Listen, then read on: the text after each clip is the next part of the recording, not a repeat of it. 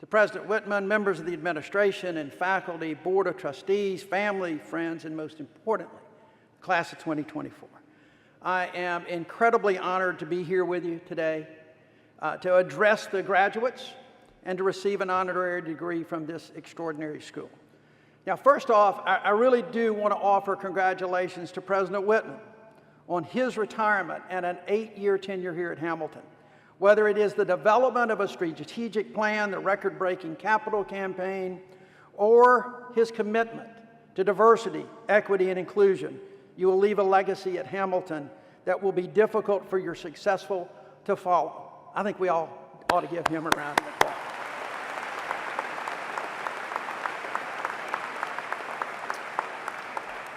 But I also want to offer congratulations to the parents and families that are out there of all of those receiving their diplomas today. I've got 3 kids myself, all with postgraduate degrees. So believe me, I know the pride that you're feeling today.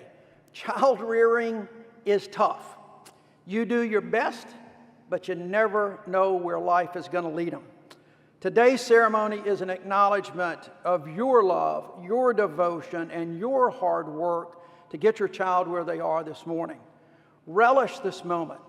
You deserve it. And kids, when mom or dad or your grandparents or aunts and uncles want to take a bunch of photos or to make ridiculous and sometimes disastrous efforts at selfies or post equally embarrassing or ridiculous stuff on Instagram or Facebook, just smile and go with it. This is their day. It's going to be over soon, and it's their day, and they deserve to have their day as well.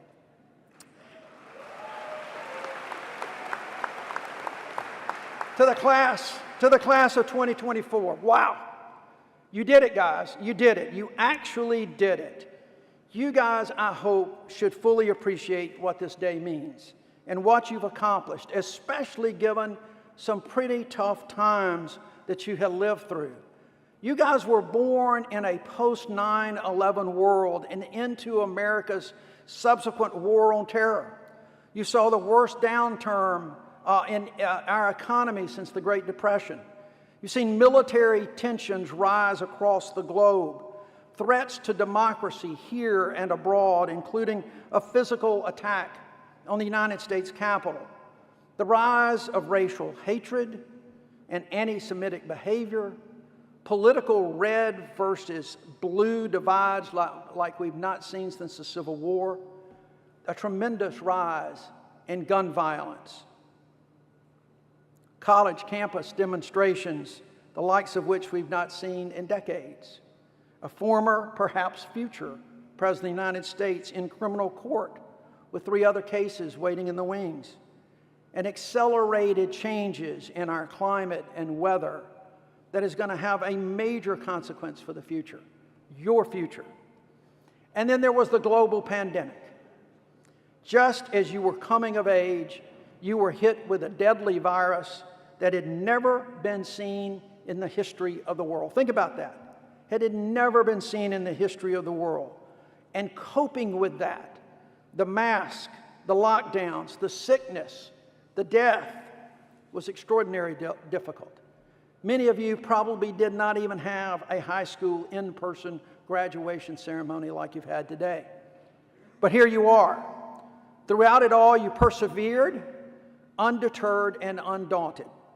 And now you're ready to close the books on this chapter of your life and begin the next. And while the world may seem on fire right now, it has always been the youth of this country that has helped lead the way toward a better future.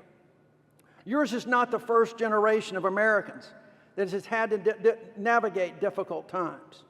I was born into a Jim Crow South, and by the time I had graduated from the University of Alabama, I had witnessed firsthand the violence that had erupted from those who were opposed to the civil rights movement, wanting instead to maintain a status quo of segregation and white supremacy, where Emmett Till and Medgar Evers and 4 young girls attending a youth worship service at the 16th Street Baptist Church in Birmingham were murdered because of the color of their skin or because of their activism, where freedom riders and voting rights activists were savagely beaten at a Greyhound bus station in Birmingham and crossing the Edmund Pettus Bridge in Selma.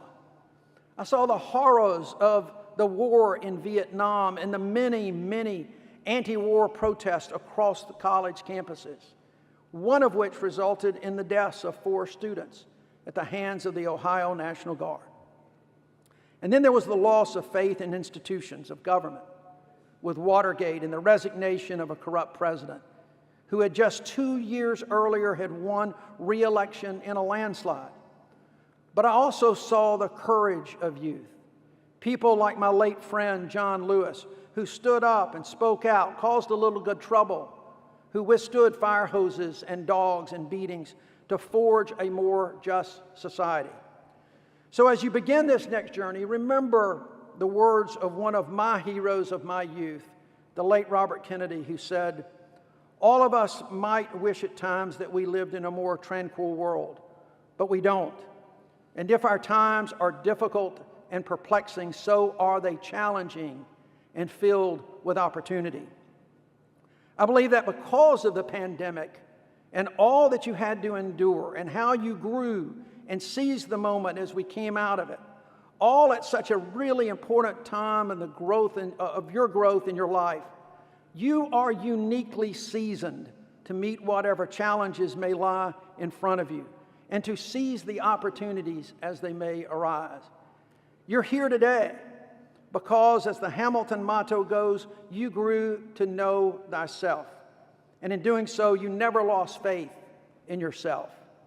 You know, Hamilton has challenged each of you to know thyself, and to aid you along the way has made certain promises to each of you, what I'm calling the 5 E's of Hamilton's promises, to allow you to explore your passions through Hamilton's open curriculum, to provide you equal access to incredible resources that you can expect opportunities, to provide you with tools necessary to express yourself so that you'll be prepared for whatever you do, to create an environment where you can expand your perspectives through exposure to new ideas and people with different perspectives. I dare say that Hamilton has lived up to those promises, and you are as prepared as any graduating class in the country to meet whatever is ahead of you.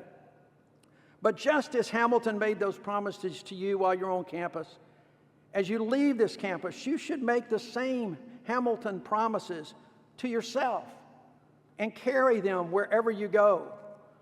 Promise yourself to continue to explore your passions, to not give up on them, but let them lead you to new heights. In doing so, you may find new passions, and you can go in that direction as well. Promise yourself to expect opportunities and to always be on the lookout for them, but to also make sure you see those opportunities, to recognize them. Promise yourself that you will never give up on harnessing whatever tools are necessary to express yourself, to continue to communicate effectively in whatever life has in store for you. And in what I think may be the most important of all these promises for the future, promise yourself that you will continue to place yourself in environments where you can expand your perspectives through exposure to new ideas and people with different points of view and different perspectives than your own. I say that continuing to expand your perspectives may be the most important promise, because regardless of where you might come down politically or where this country may end up politically in the near future, we are still going to become an ever more diverse society every day. That's not going to change. So regardless of where this country goes politically, the diversity of this country will continue to grow, and your worldview should grow with it. Which leads me to an additional promise that I would submit that you should make to yourself. Another E word, so to speak.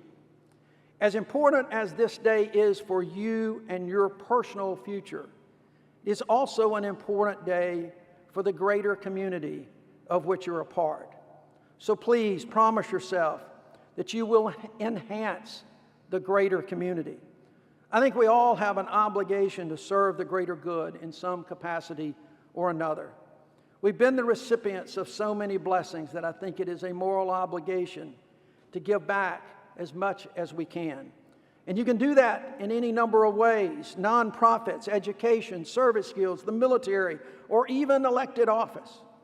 But I want you to ask today is to consider another, and that is to be a foot soldier in protecting democracy.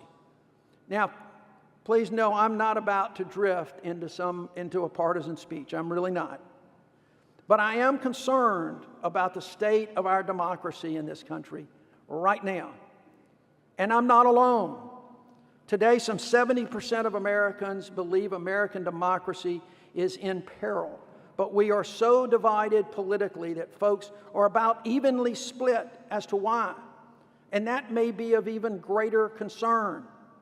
Those on the right are afraid of socialism and a progressive agenda, while those on the left see a destruction of respect for the rule of law and our institutions of government, including restrictions on access to the ballot box and restrictions to freedoms.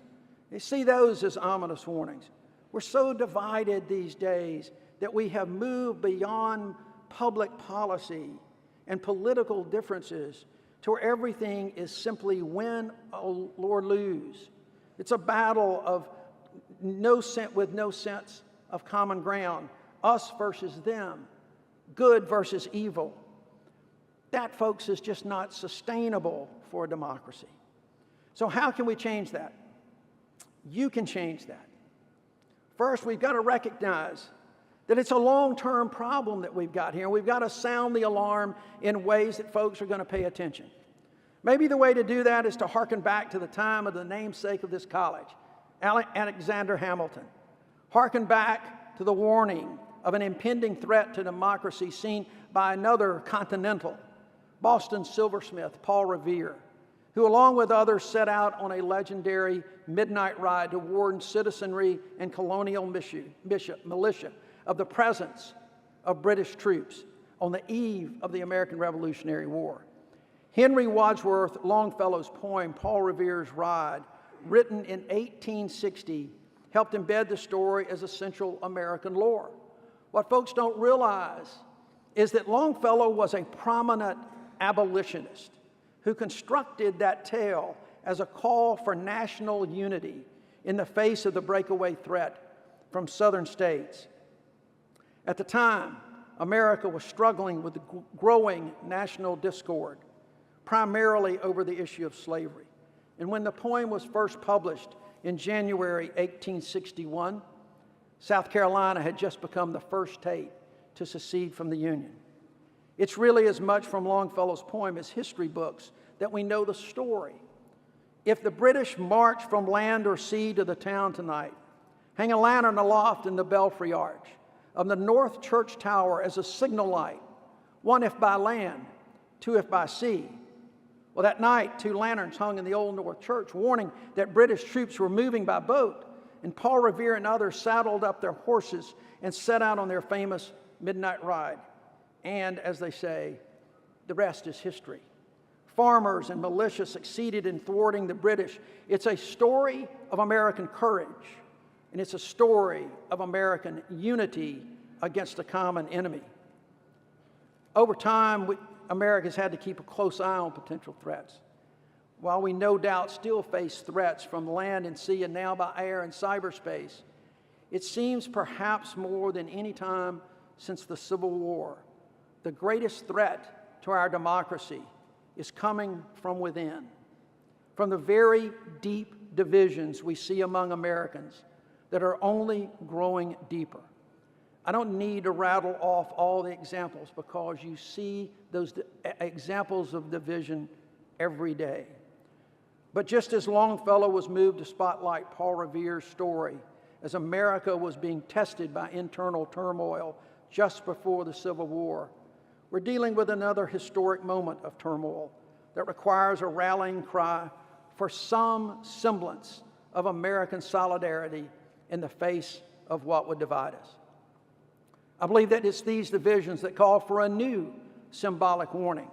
3 lanterns in the Old North Church, 3 lanterns in every city, in every town in America, and in as many places as possible, warning that our greatest threat is the divisions among us, a culture that has moved beyond political partisanship to a culture of contempt and in many, many instances to a culture of hate. And we need legions of modern-day Paul Reveres to spread the message. And that's where you guys come in. Who will be today's Paul Reveres to understand the significance of the three-lantern signal and to warn the citizens of this country, our friends and our family, about the growing threat to democracy from within? It simply can't be political pundits or talking heads in the media.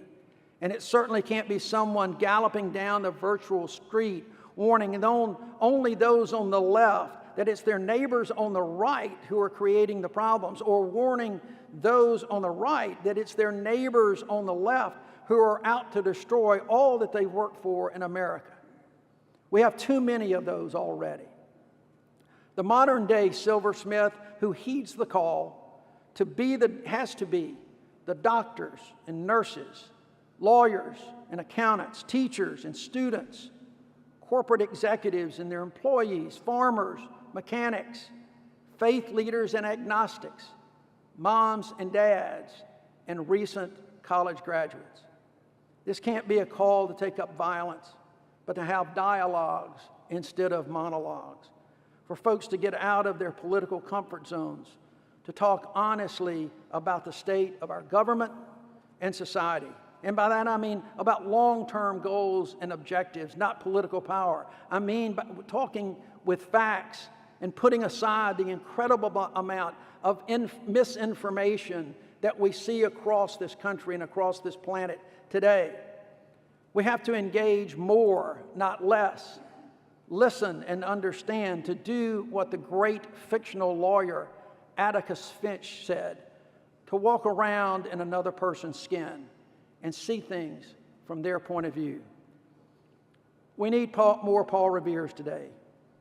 Voices and leaders that sound the alarm of the three-lantern signal and rally all Americans, regardless of political party, regardless of ideology, to come together, to use their common sense to find common ground, and to step away from fear and hate and toward each other, to build a true pro-democracy coalition, a coalition of Americans committed to finding ways to solve our problems together. And folks, despite those concerns, despite what we see around the world, I remain forever hopeful and optimistic, with confidence in the American people. I have seen it before, whether it was successfully prosecuting a cold civil rights case or winning a special election to the United States Senate. I've seen and I have felt hope and optimism. I see it today in each of you as you begin the next exciting phase of your life.